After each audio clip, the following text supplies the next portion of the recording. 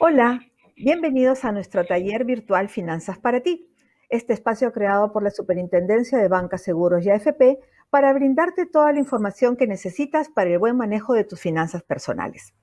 Y hoy trataremos el tema Conociendo tus deberes y derechos en el sistema financiero, un tema que nos debe de interesar a todos los que de una u otra forma ya formamos parte del sistema.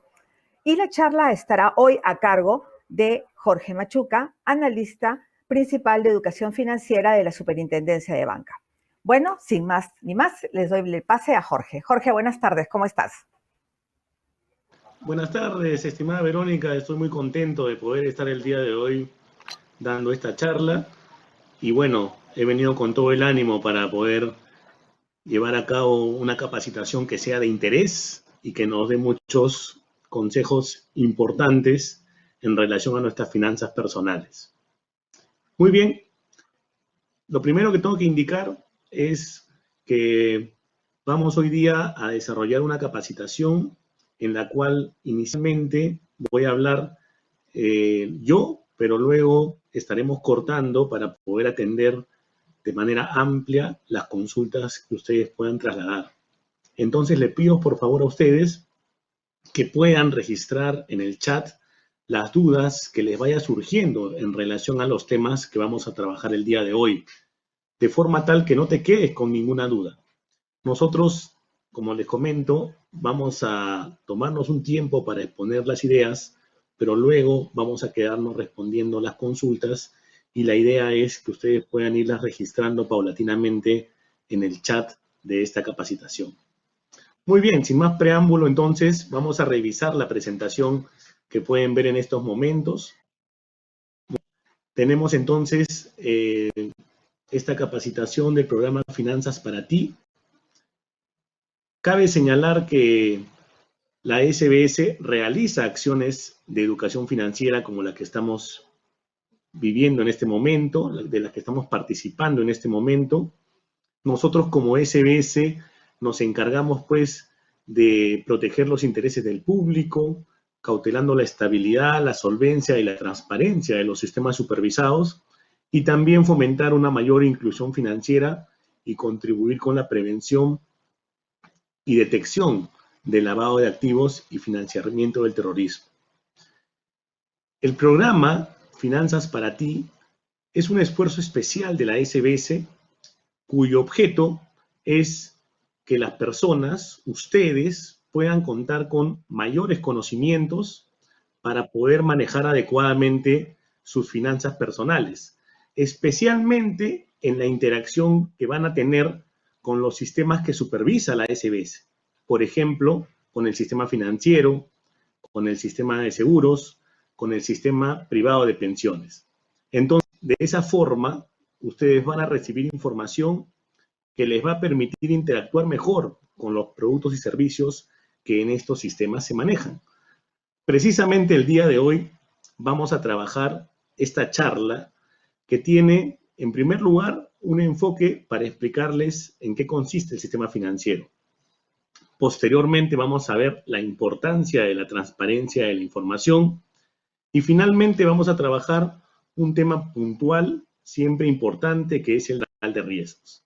Con ello estaríamos acabando la capacitación, pero pasando a contestar sus preguntas, las cuales nuevamente les insto a escribir, por favor, en el chat de esta capacitación.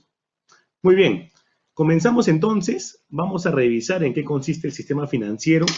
Fíjense, por favor, esto es importante porque para poder hablar de productos y servicios, para poder conocer nuestros derechos, es preciso saber en qué ámbito nos estamos desarrollando, en qué ámbito estamos empleando esos productos y servicios.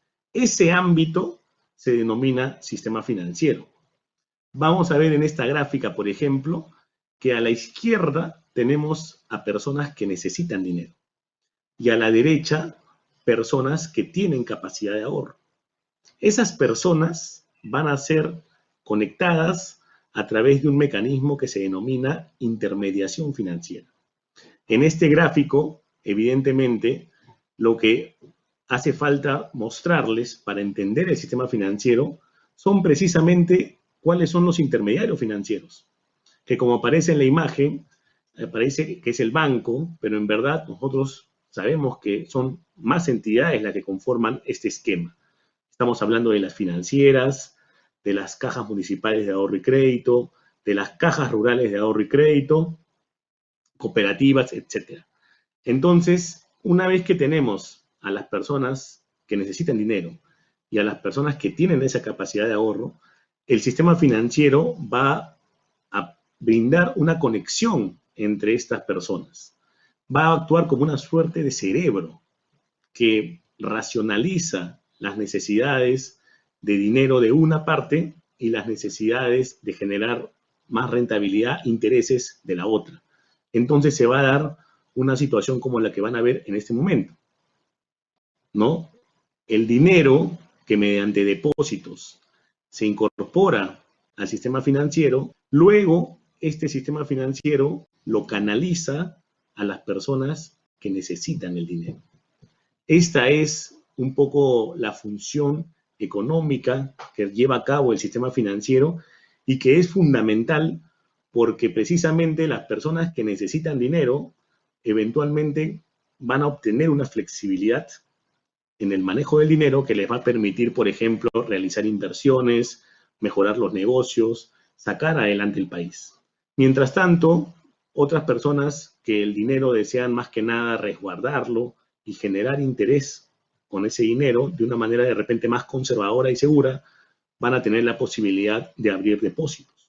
Entonces, el sistema financiero tiene productos que responden a necesidades distintas y claramente los va a atender, como vamos a ver a continuación, vamos a ver aquí, con diferentes instrumentos. Por ejemplo, acá vemos un personaje que ha desarrollado la SBS para poder desarrollar estas capacitaciones, para poder graficar mejor nuestras ideas. Se llama Sarita. Ella acude al sistema financiero ¿para qué? Por ejemplo, puede encontrar en el sistema financiero 3 opciones importantísimas que van a tener como base el gráfico que les mostré. En primer lugar, tienes claramente la posibilidad de que Sarita guarde sus ahorros. ¿Sabes qué? Necesito resguardo, porque Sarita es una persona informada y sabe que no es buen negocio, no es buena idea dejar esos ahorros, ¿no? Eventualmente en nuestro país sabemos que hay muchas personas que el dinero lo tienen en casa, bajo el colchón, en una maceta, en un espacio escondido, pero eso definitivamente es muy inseguro. Más aún cuando tenemos eventualmente mucha evidencia en noticias, etcétera, de personas que de forma inescrupulosa pueden hacernos daño por tener el dinero de esa manera. Entonces, Sarita puede encontrar en el sistema financiero un espacio para guardar sus ahorros. Pero no solamente eso, eventualmente va a buscar opciones que le permitan aumentar su capital. Es decir, no solamente resguardarlo y darle seguridad al dinero, sino además optar por productos que te permitan mejorar el interés de ese dinero. Es decir, obtener un interés más bien que te permita ir aumentando tu capital. Puedes tener, por ejemplo, como productos de ahorro, una cuenta de ahorro, un depósito a plazo, una compensación por tiempo de servicios. Cada uno va a tener en el mercado un interés determinado y es labor de Sarita elegir adecuadamente dónde va a poder aumentar más su capital, dónde le va a resultar más confiable hacerlo. Además, ya como un tercer elemento, Sarita puede ir al sistema financiero para poder pedir préstamos. Y eso es un poco en el esquema que mostrábamos un elemento fundamental. Porque cuando la persona pide préstamo, con ese dinero está logrando alcanzar eventualmente una meta o está logrando llevar a cabo una inversión. Y esas son acciones que sacan adelante al país. Entonces, esa flexibilidad que obtiene con el préstamo es fundamental. Justamente la siguiente lámina lo que busca es mostrarles cómo los préstamos pueden atender a diferentes necesidades. Fíjense, por favor, vamos a ver en esta lámina que existe el préstamo hipotecario que te va a permitir adquirir un bien inmueble. Un bien como por ejemplo puede ser un departamento, como puede ser por ejemplo un local para el negocio o como puede ser eventualmente una casa. Entonces, mediante el crédito hipotecario, tú vas a poder tener un crédito que te permita comprar un bien inmueble que te va a permitir tener independencia, hacer crecer tu negocio, tener mayor espacio, mayor comodidad, etcétera. Obviamente tú puedes eventualmente comprar una casa mediante el ahorro. Puedes ahorrar constantemente y tener el dinero para comprarte una casa al cash. Ahora la pregunta es, ¿esa es una manera fácil de acceder a un bien inmueble? Para la mayoría no lo va a hacer. La mayoría va a tener mucha constancia para eventualmente alcanzar un nivel de ahorro para adquirir un inmueble, pero definitivamente también van a necesitar mucho tiempo. Al final, los beneficiarios eventualmente de ese ahorro van a ser más que nada nuestros hijos. Nosotros vamos a estar más bien siempre esforzándonos para alcanzar el nivel de ahorro que se requiere para comprar un bien inmueble.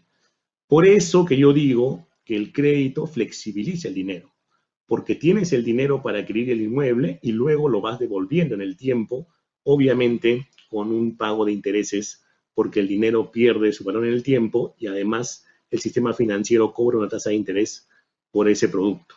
¿Está bien? Otro crédito importante es el crédito vehicular. Como su nombre lo indica, es para adquirir vehículos, préstamos personales, donde tú puedes tener eventualmente una disponibilidad mayor del dinero.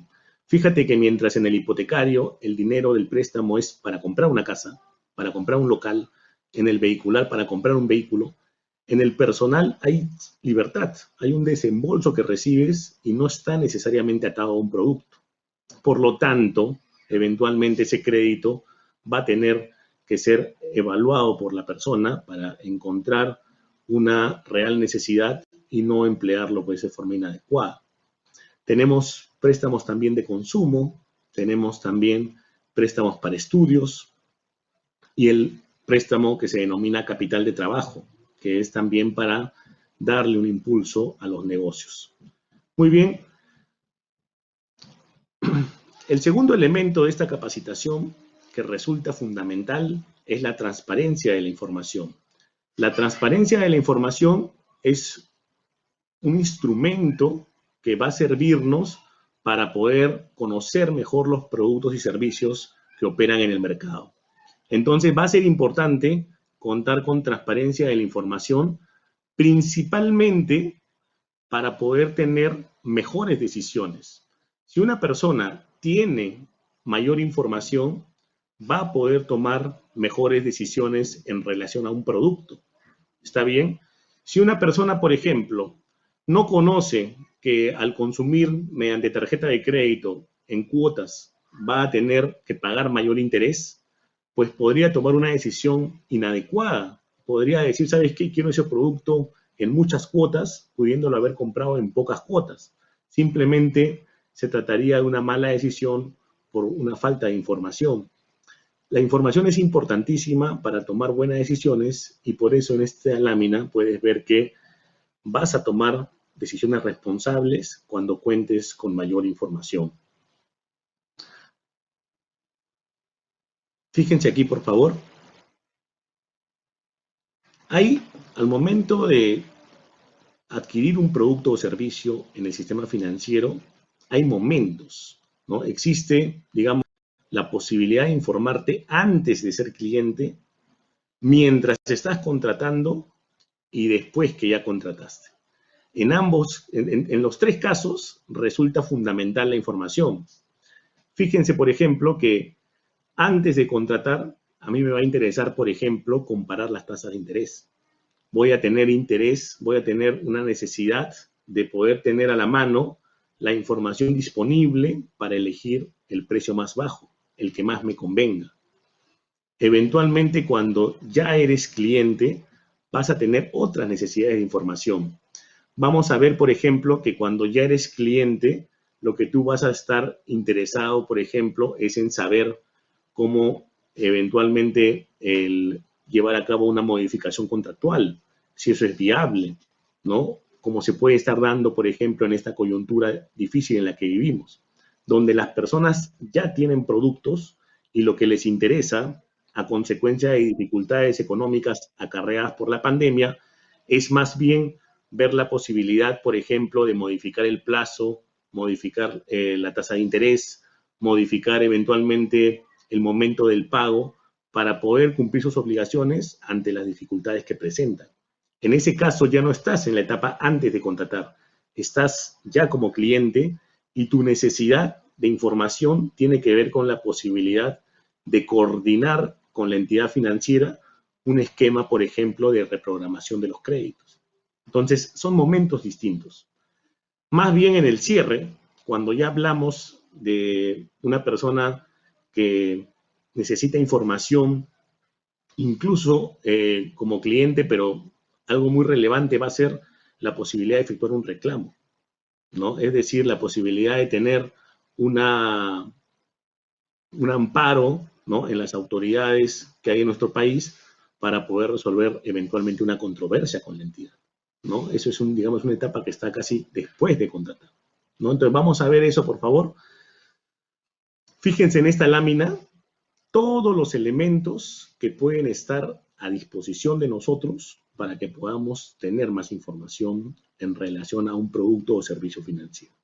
Vamos a poder, antes de contratar, revisar el tarifario para saber cuánto cuestan los productos que deseamos contratar. Y tenemos que saber cuáles son los elementos fundamentales para poder compararlos, para que no haya eventualmente un error al momento de hacer la comparación. Los formularios contractuales también son fundamentales porque te van a permitir saber qué estás contratando. Te comento, por ejemplo, si una persona tiene una duda en relación a cómo se aplica la membresía, en relación a su caso concreto, puede revisar el formulario contractual y ver cuáles son las condiciones con las que se está manejando el tema de la membresía. Si desconoce cómo es la calificación de la central de riesgos, cómo opera, en qué momento, también puede revisar eventualmente y esa información va a estar detallada en el formulario contractual. La simulación tiene que ver principalmente con la posibilidad que tenemos como consumidores financieros antes de contratar de tener un alcance claro en relación a cómo opera el producto.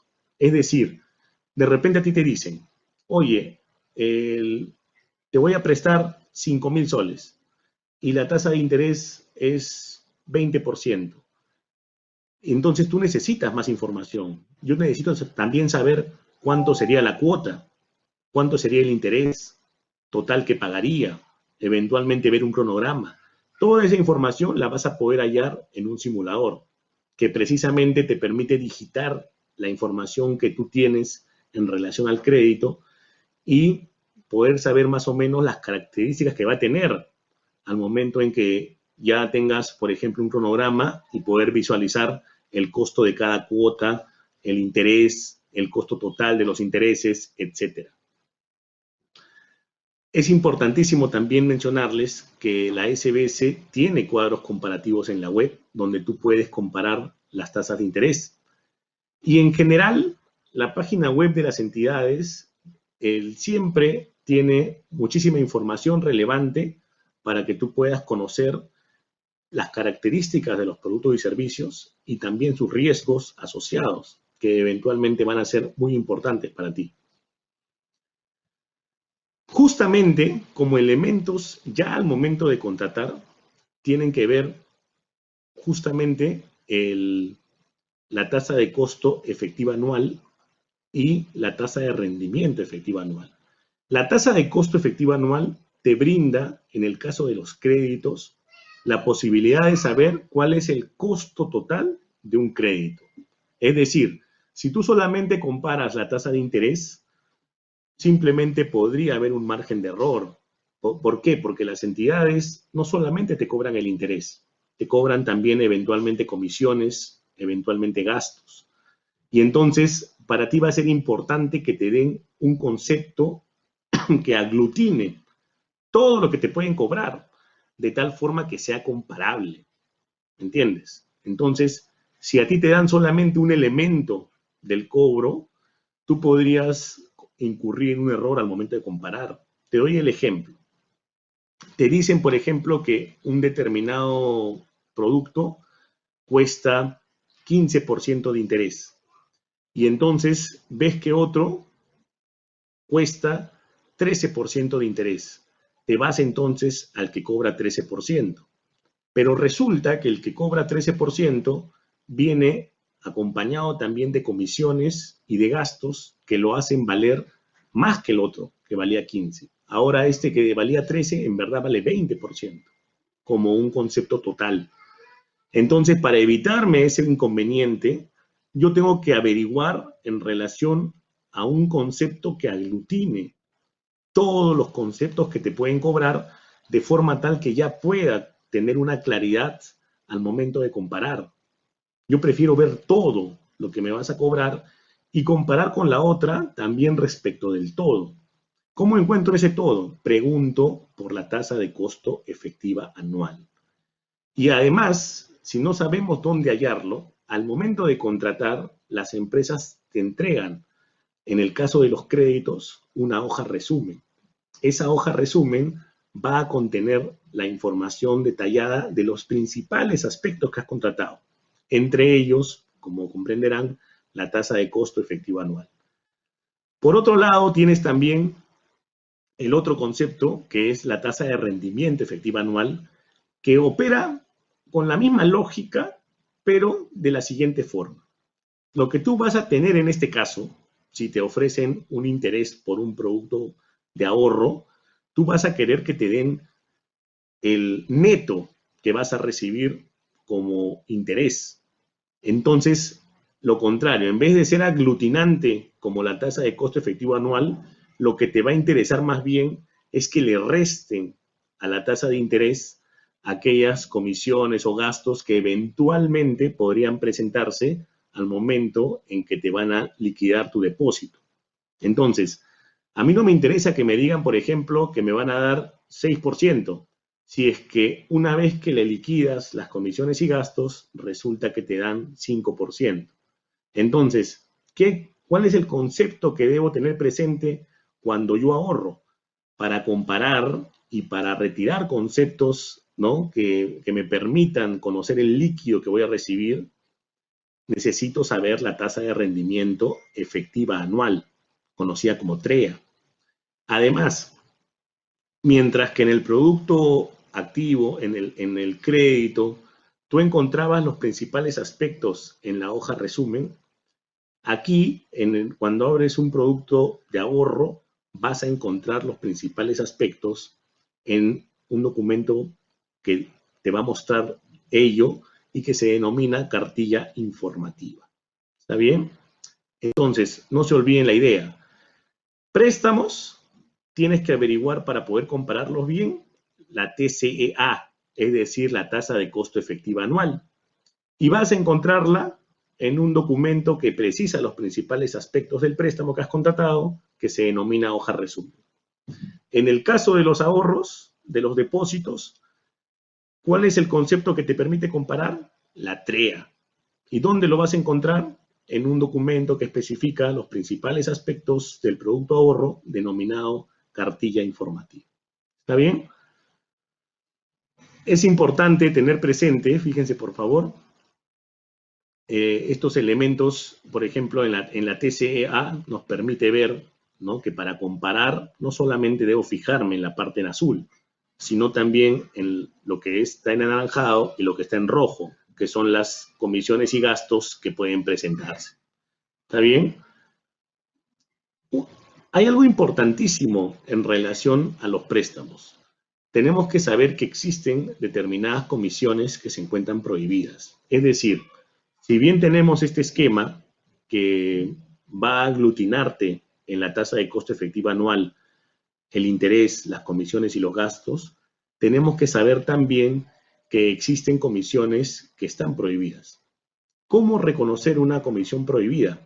Muy bien, es fácil. A ti te pueden cobrar comisiones siempre y cuando exista un servicio adicional al producto. No te pueden cobrar comisiones por un servicio que resulta en verdad inherente al producto. Y esto te lo voy a explicar ahora mismo. Por ejemplo, imagínate que a ti te llega una comisión que se denomina por desembolso del monto prestado. ¿Está bien? Tú lees ahí en el estado de cuenta, comisión por desembolso. ¿Qué tienes que preguntarte para saber si esa comisión es válida o no? Tienes que preguntarte si esa comisión que representa el pago de un servicio es inherente o no al producto. Entonces yo te pregunto, ¿el desembolso es inherente al producto? La respuesta es sí, es inherente, ¿no? ¿Por qué? Porque si no hay desembolso, no hay crédito. Entonces, como es inherente al producto, no pueden cobrarte un concepto denominado comisión que se entiende que funciona solamente para servicios adicionales. ¿Está bien? Repitamos el ejercicio. Realiza la entidad. ¿Puede ser una comisión? La respuesta es volver a hacer el análisis. Esta evaluación crediticia, ¿es inherente al producto? ¿Sí o no? La respuesta es que sí es inherente, porque necesitan evaluarte, si no, ¿cómo confían en ti? La palabra crédito viene del latín credere, que significa creer, para que la entidad confíe en nosotros y nos dé el dinero que luego vamos a devolver. Ese dinero, ¿no? Te lo van a entregar siempre y cuando confíen. Y para generar la confianza, te van a evaluar crediticiamente. Van a ver si eres un buen pagador de tus créditos. Entonces, eso es inherente al producto. Todo crédito va a tener una base al inicio de la solicitud que involucra que te evalúen para ver si corresponde que te den el crédito o no. Entonces no te pueden cobrar una comisión por evaluación crediticia porque eso es un servicio inherente al producto. Solamente podrían cobrarte comisiones por servicios adicionales al producto. ¿Está bien? Ese es el concepto que hay que manejar en relación a las comisiones. Muy bien. Otro tema importantísimo para que pueda haber un adecuado conocimiento del manejo de productos tiene que ver con los canales digitales. Tenemos que aprender a manejar los canales digitales porque se están volviendo realmente muy importantes. En el tiempo, la tecnología realmente tiene muchas cosas a favor. Nos ayuda, por ejemplo, en coyunturas como la actual, a evitar aglomeraciones. Nos permite, por ejemplo, hacer transacciones rápidamente. Existen aplicaciones hoy en día que van a permitirnos abonarle a una persona sin saber su número de cuenta, solamente sabiendo su número telefónico, siempre y cuando ambas personas estén afiliadas a esas aplicaciones. Tenemos también el manejo de dinero electrónico que te permite incorporar dinero a una tarjeta, ¿no? Y a tu celular y eventualmente poder manejar dinero de esa forma, desmaterializado y además, a partir de ello, bastante seguro. Sin embargo, así como existen canales importantes digitales que nos están aliviando la vida, que están permitiendo el flujo de pagos que sea más célere, que sea, digamos, más óptimo, también hay que tener un poco de cuidado, eventualmente con préstamos fraudulentos por internet que pueden darse, ¿no? Que pueden darse también eventualmente algunas personas inescrupulosas que envían mensajes de texto con el objetivo de engañarte y robar tu información. Es decir, de repente te llega un mensaje al celular que dice, por ejemplo, que se necesita actualizar tus datos, y que digites toda la información que aparece en un formulario, ¿no? Entonces, la persona se confía, accede al formulario, lo completa, lo envía y simplemente está ofreciendo todos sus datos para ser vulnerable de un ataque de ciberdelincuencia. Hay que tener mucho cuidado con eso. Las entidades del sistema financiero ya han salido en más de una oportunidad a informar al público que no envían mensajes de esa manera. ¿Por qué? Porque saben que es algo riesgoso. ¿Quiénes envían? Muchas veces las personas inescrupulosas.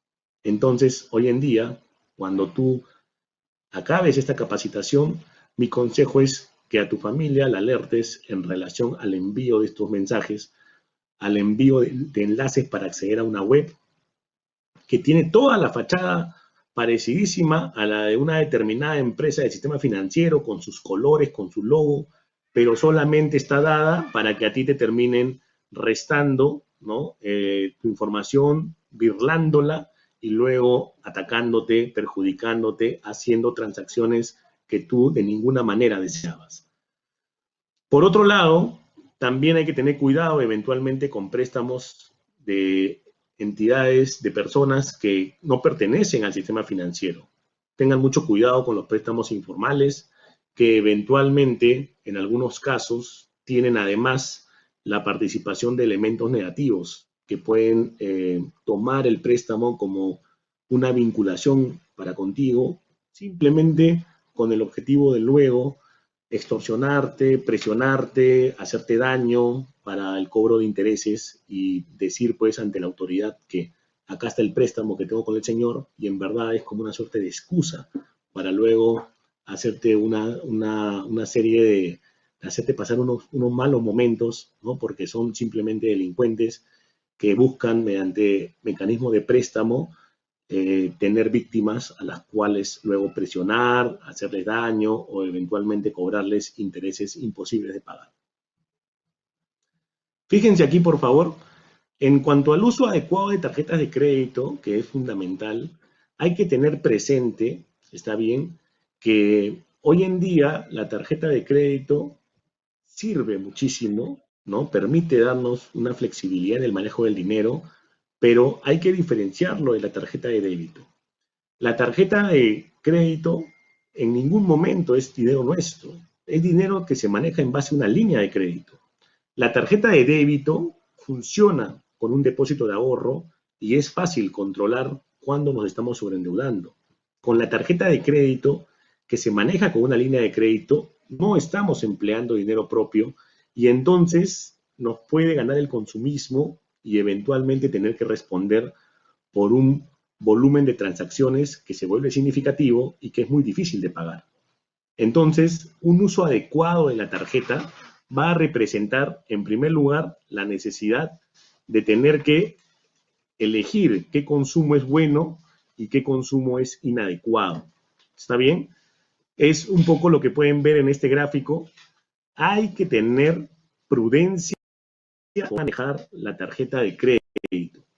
Porque si no tenemos esa prudencia, si eventualmente la usamos de forma irracional, si no sabemos distinguir entre gastos necesarios y gastos superfluos o nos dejamos llevar por el consumismo, vamos a terminar con inconvenientes, ¿no? Ahorcados, ¿no? De una manera, se podría decir, metafórica, porque va a ser difícil poder asumir nuestras deudas y poder eventualmente responder a tiempo con intereses que se ponen muy difíciles de manejar. Hay que tener un uso responsable de la tarjeta y para ello es conveniente siempre dos consejos principales. Elegir bien qué consumimos y qué no consumimos y eventualmente además no pagar el pago mínimo. No usar ese instrumento que finalmente puede llevarnos a eternizar las deudas. Tenemos también, una vez que ya contrataste, tienes la posibilidad de ser informado en relación a las modificaciones contractuales. Va a ser importante que tú, si eventualmente la entidad desea cambiar las condiciones contractuales que tú has pactado, tiene que informarte con anticipación, una anticipación que te va a permitir tomar decisiones en relación al contrato, a si te conviene o no, y eventualmente te va a dar opciones también para resolver el contrato, si no estás de acuerdo. Otro tema importante es, y fundamental, la presentación de reclamos. El reclamo tiene que dejar de ser concebido como un momento molesto de la relación contractual. No tenemos que tener esa sensación de que el reclamo es algo menor o algo que en verdad simplemente debería minimizarse, porque el reclamo es la oportunidad que tienen las empresas del sistema financiero para mejorar sus productos, para innovar, para saber realmente qué partes de eventualmente la contratación no están quedando claras en los usuarios o qué derechos que estos tienen podrían estarse conculcando. Entonces, es importantísimo manejar el reclamo no con una visión negativa del mismo, sino como una oportunidad de mejorar, una oportunidad de tener satisfecho a tu cliente, de satisfacerlo y de poder atender las dificultades que se le puedan presentar en la comprensión del producto o eventualmente en alguna situación especial que tiene que sí o sí solucionarse. ¿Dónde hay que acudir para hacer valer los derechos del cliente? Fíjense aquí, por favor. En primer lugar, tenemos a la misma entidad financiera que va a poder atender los reclamos y lo va a hacer por obligación normativa. Es decir, el primer canal para solucionar un reclamo es la propia entidad. ¿Sabe qué? Se está presentando esto. Quisiera que se corrija. Te diriges a la propia entidad para ver cuál es la respuesta que te da y solamente cuando ya tienes la respuesta de la entidad y se mantiene la situación que tú consideras ilegítima o que consideras una situación que debe corregirse, ya empezar a buscar a las autoridades. La propia Asociación de Bancos tiene una defensoría de cliente financiero, pueden ver ahí la central telefónica de la misma, pero además tenemos organismos del Estado, es decir, no solamente canales privados para resolver el inconveniente, sino también canales de autoridades estatales. Acá puedes ver en primer lugar a la Autoridad de Consumo, que es el Instituto Nacional de Defensa de la Competencia y Protección de la Propiedad Intelectual, que tiene un área importantísima para protección del consumidor financiero. Pueden ver ahí la central telefónica. Y además, evidentemente, tienes la posibilidad de acudir al Poder Judicial o a tribunales arbitrales, una vez que eventualmente se agotan tus vías en la Asociación de Bancos o en el Indecopi. Para temas, digamos, de consultas, puedes acudir a la SBS, ¿no? Y eventualmente también trasladar denuncias sobre el particular. El último tema, que es fundamental que lo desarrollemos, es el de central de riesgos. Fíjense, por favor, la central de riesgos es un mecanismo que tenemos en el mercado que nos permite identificar quién paga bien y quién paga mal sus obligaciones. De esa forma, se facilita la elección de la contraparte al momento en que se lleva a cabo la contratación de un crédito. Una central de riesgos en realidad permite que tú, sin conocer a una persona, digamos, a fondo, puedas saber si es buena pagadora o no. Ponte a pensar, por ejemplo, que deseas alquilar un bien. ¿Sabes qué? Deseo alquilar una vivienda. Constantemente vas a ver información en los medios de comunicación en el sentido que hay personas que se comportan como inquilinos y no pagan la merced conductiva, el pago mensual, se quedan ahí y es muy difícil desalojarlos. Pasan noticias en las que una persona está 1 año, 2 años y no puede sacar al inquilino moroso. Entonces, la solución para ello, además de tener las vías en el Poder Judicial para hacerlo, pero que pueden demorar, la solución de repente más práctica es antes de contratar con la persona. Es decir, conocer un poco más de la persona y de cómo se comporta para responder por sus obligaciones. Para informarnos en relación a ello, un instrumento fundamental es la central de riesgos, porque en la central de riesgos encontramos un registro actualizado de cómo las personas responden por sus obligaciones. La central de riesgos tiene 2 variantes, la pública y la privada. La pública, que la maneja la SBS, va a tener mucha información en relación a cómo se comportan las personas exclusivamente con el sistema financiero que supervisa la SBS. La privada, en cambio, tiene información más amplia. Tiene información, por ejemplo, de una serie de convenios que pueden tener las centrales de riesgos privadas con instituciones que informan o personas incluso naturales que informan en relación a cómo cumplen sus contrapartes con los créditos. Vamos a encontrar, por ejemplo, en las centrales de riesgo privadas, además de la información de los créditos del sistema financiero, información, por ejemplo, en relación a si la persona paga su telefonía, paga la luz, paga el agua, paga eventualmente sus títulos valores. La información ahí te incluye el registro de protestas y moras. Vamos a encontrar Incluso si es que existe un pacto entre la central de riesgo privada y un particular, otra información adicional como puede ser, por ejemplo, la que señalaba al inicio, la del arrendamiento. Y eso nos va a permitir elegir mejor a nuestra contraparte. Veamos algunas láminas importantes en relación a esto. Fíjense, por favor, ¿de qué depende que una persona pague el crédito? Van a haber dos cosas importantes. Va a ser importante la capacidad de pago, es decir, cómo tenemos, digamos, nuestras finanzas, cuántos ingresos recibimos y en función de ello, cuánta facilidad tenemos para pagar, para endeudarnos, cuánto tenemos como capacidad económica, pero eso no es lo fundamental. Más importante que eso, sin duda, es la voluntad de pago, porque tú vas a encontrar gente que incluso puede ganar bien, pero tener una voluntad de pago deficiente, que no pague los créditos, que no pague las deudas, etcétera, a pesar de que tengan buenos ingresos.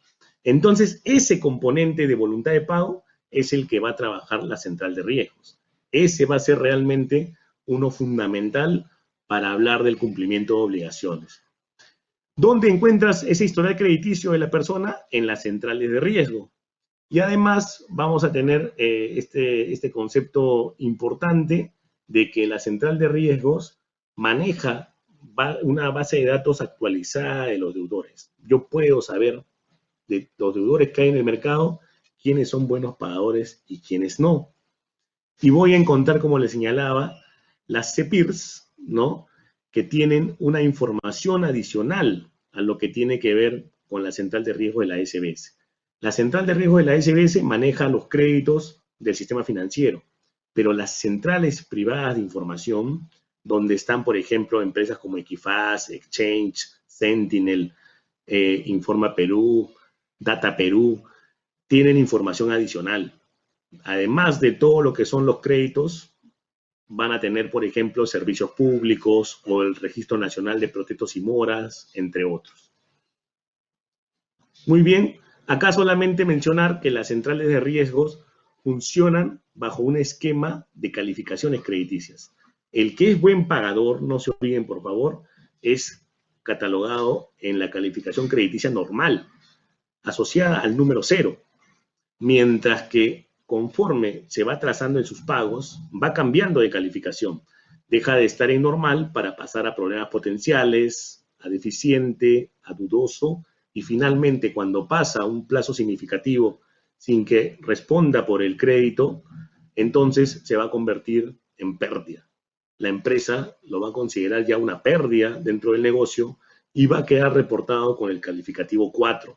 Entonces, de esa manera se manejan las centrales de riesgos en nuestro país, ¿no? Las centrales de riesgo pública en este caso porque es la del sistema financiero.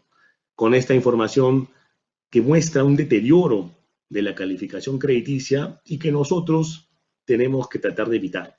Tenemos que tratar de estar puntuales en nuestros pagos y que mensualmente siempre tengamos, en la medida de lo posible, la calificación normal, porque eso va a ser el historial que va a evaluar próximamente en el futuro otra persona que quiera contratar contigo y va a ser determinante para saber si le generas confianza o no. Muy bien, con esta lámina cerramos aquí con la página web de la SBS y con el teléfono gratuito para consultas, el 0800 10840. Sin embargo, los invitamos nuevamente a formular sus consultas en el chat para atenderlas en este momento y poder aclarar así las dudas que puedan darse de forma grupal. Muchísimas gracias.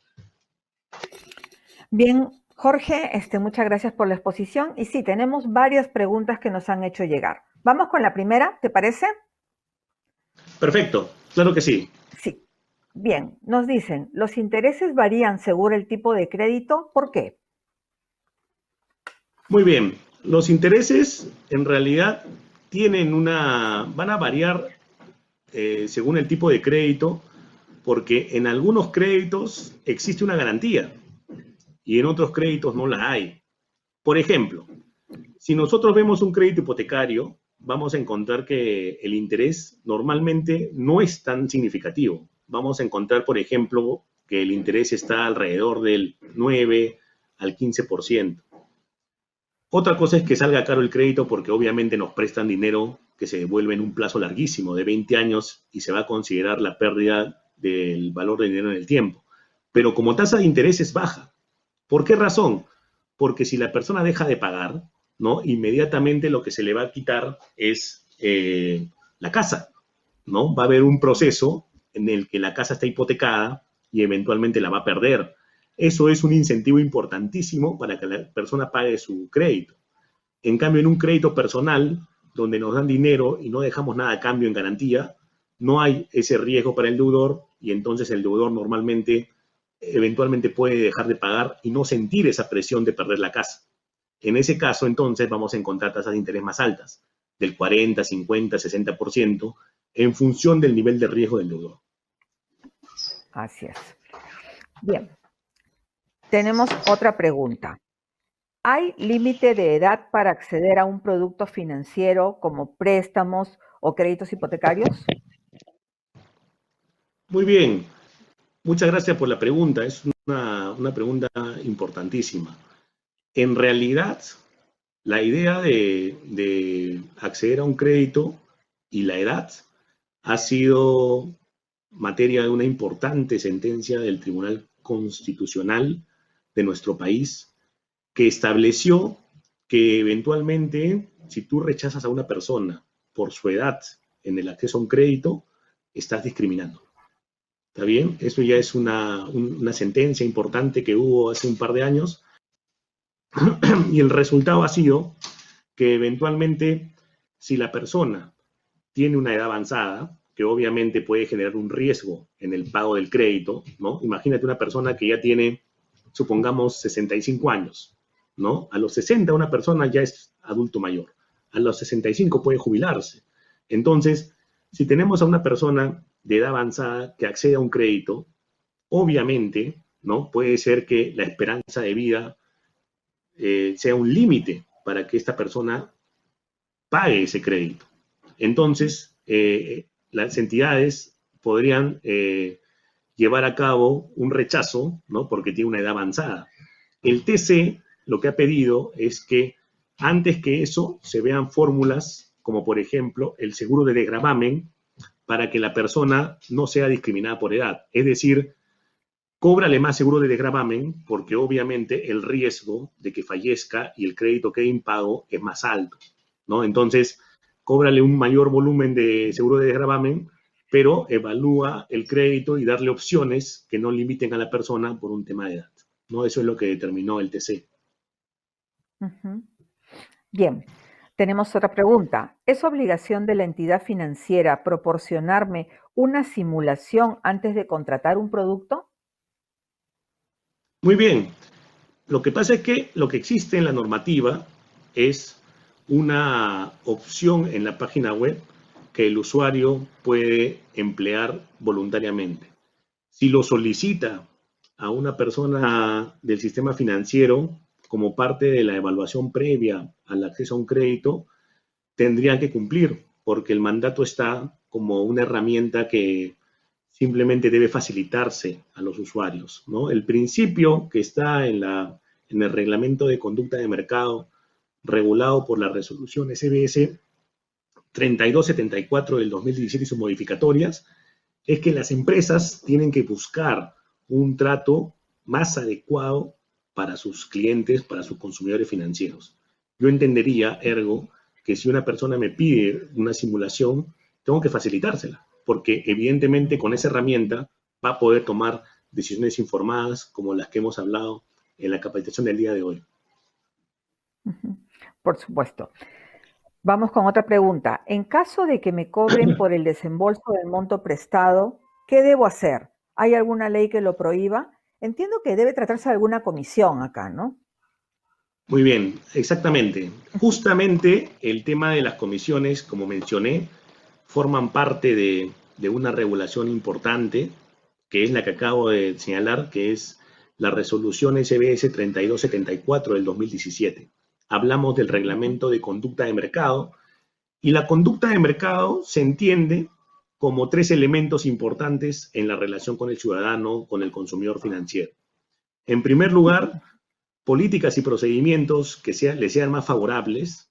En segundo lugar, la transparencia de la información. Y en tercer lugar, los reclamos. Entonces, Todo lo que tiene que ver con comisiones está regulado como parte de la transparencia de la información.